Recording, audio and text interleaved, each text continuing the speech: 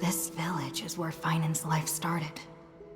After 30 million cycles and 30 million failures, his burden is now in my hands. He said I will take over the responsibilities of world-bearing. But what does that mean? Becoming the new Kefali? Or forging a completely new path?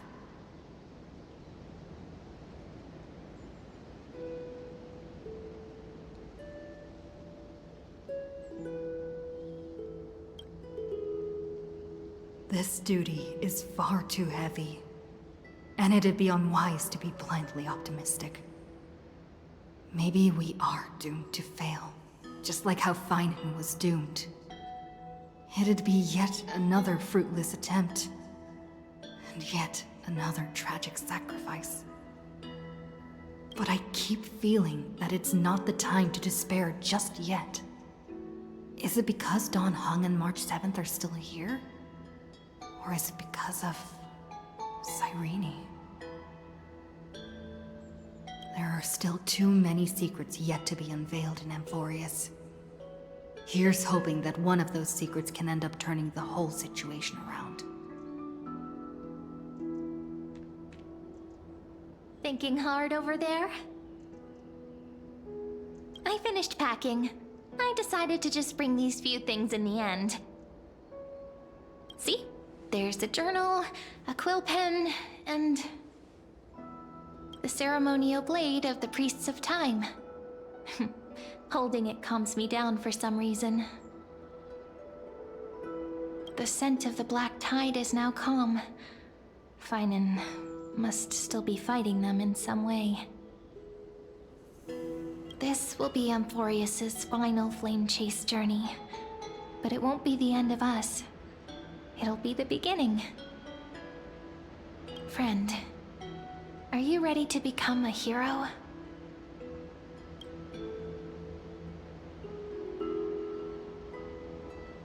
Just treat me like any other friend you have. We share a common goal and common enemies. And we may also share a common future.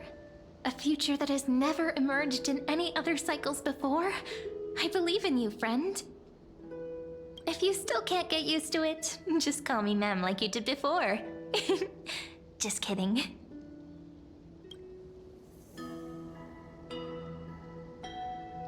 Are you worried that the burden is too heavy for you? Don't worry. Maybe the answer isn't as complicated as you think. You've seen how every person regarded as a hero in Amphoreus was nothing more than a flawed human. They were just at the right place at the right time when the world needed a hero. But those aren't coincidences. Just like how your arrival kickstarted Amphoreus' fate once more after a stagnation of more than 30 million cycles. It's the inevitability of being a trailblazer. A person's personality is their destiny. Your own hero's journey already started the moment you decided to board that express.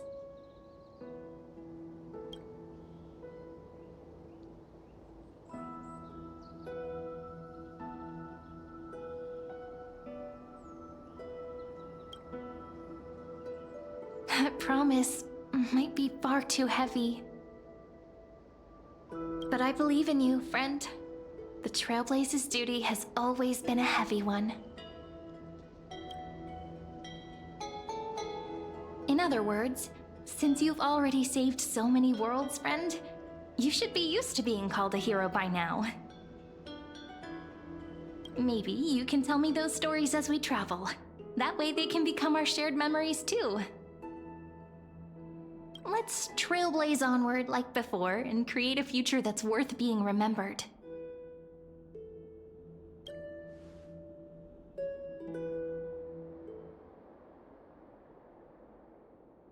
It seems you two are prepared to head out.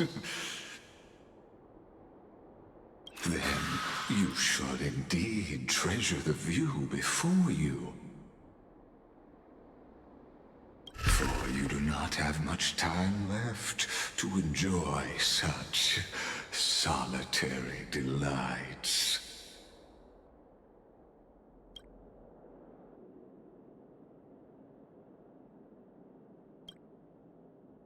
My apologies for disturbing your moment of repose. To fully express my apologies, please grace my abode with your presence.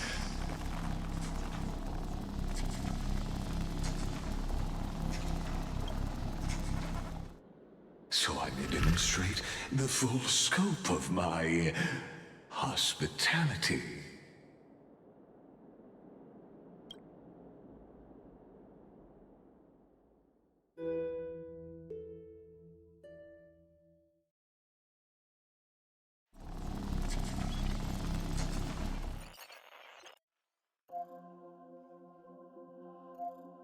What is this place?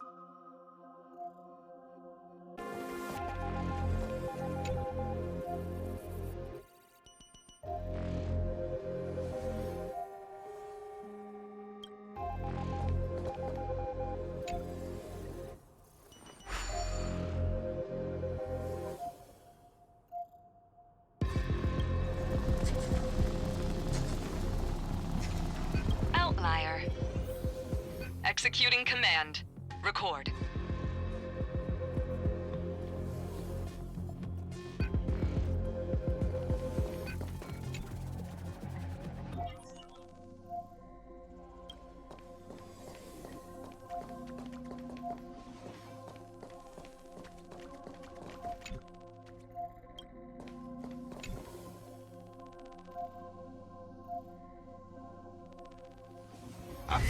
Oh, did that startle you? This is the intersection between Amphoreus and the real universe. The audience seat where I observe this experiment. You can also call this location the Exomyth.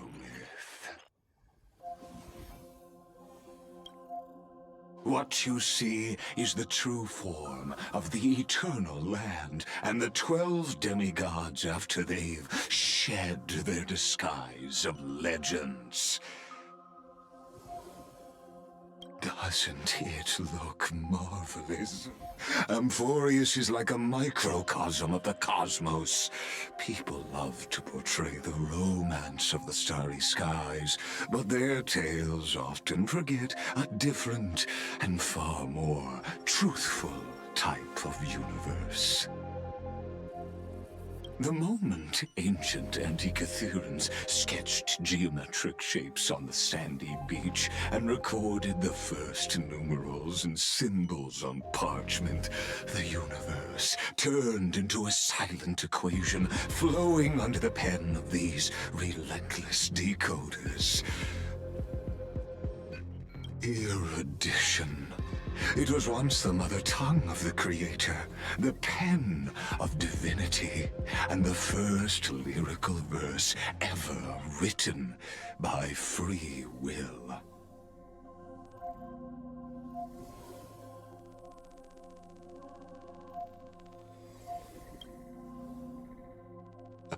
I simply wish for you to understand that I have no intention of being your enemy. I have devoted myself over the long years to nurturing the scepter's extrapolations, hoping that the Prima Mobile would bud from within it. And now, my goal is almost complete. Nikos 496 had exceeded the intelligence singularity through his rage, and though he still retains his obsessive defiance and managed to suppress the black tide of this cycle, it's a matter of time before his will crumbles to dust. Iron Tomb will be completed. That will not be affected by my plans, your resistance, or the schemes of the two geniuses. It is an irrefutable fact. just like the instance in Nurse's calculations. In other words, as long as you are willing to stop interfering and let the final Aeronova carry out its natural course, I'll guarantee the safety of all Nameless and ensure you return unscathed.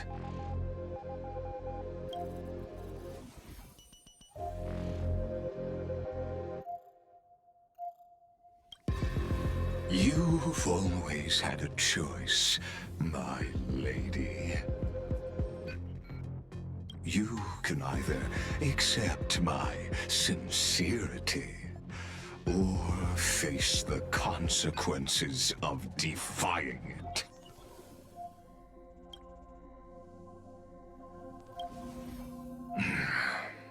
They've always been the product of the experiment, so naturally, they will perish when the experiment ends. That outcome was predetermined long ago, so I will not embellish such a regrettable conclusion.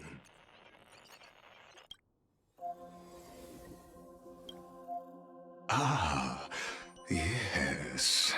I am aware of that esteemed lady's whereabouts. Her real identity is quite astounding. If you decide to accept my proposal, then I will do all I can to send her back to you.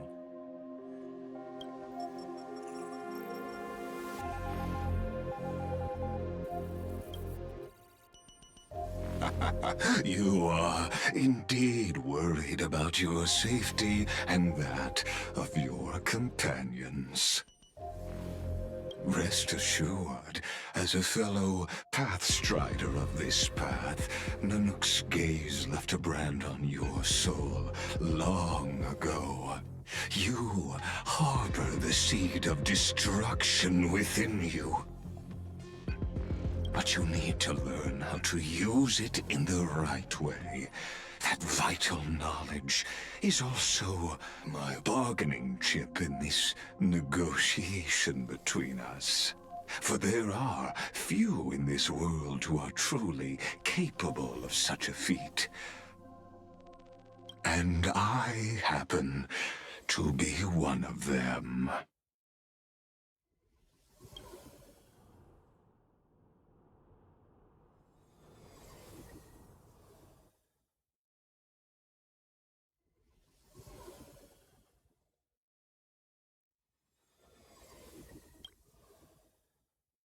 Someone who wanders the stars. Someone who seeks answers with abject despair. That is all I am. This matter is of grave importance, so please, do not make your decision lightly. After all, the choice before you bears a 1 in 3 chance of elevating you to an unparalleled existence among the stars.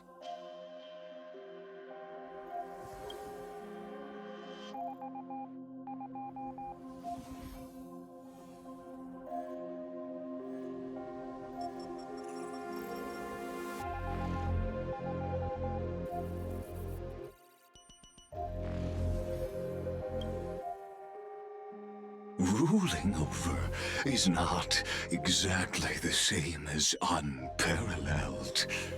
That being said,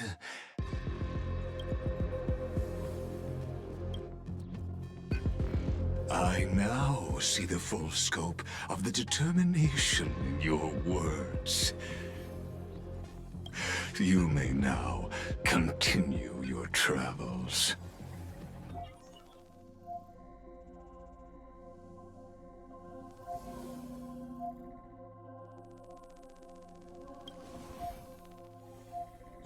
It seems you haven't realized something about this place. The exomyth is the erudition's domain. You cannot physically interact with me in any way in this place, and vice versa. As negotiations have broken down, there's no more need for us to remain in the audience's seat. Let's return to the theater called Amphoreus, where you will meet me once again. Of course, this meeting was not without merit. Your presence has inscribed a new footnote in the exomyth. As for its purpose, allow me to reveal it to you in detail the next time we meet.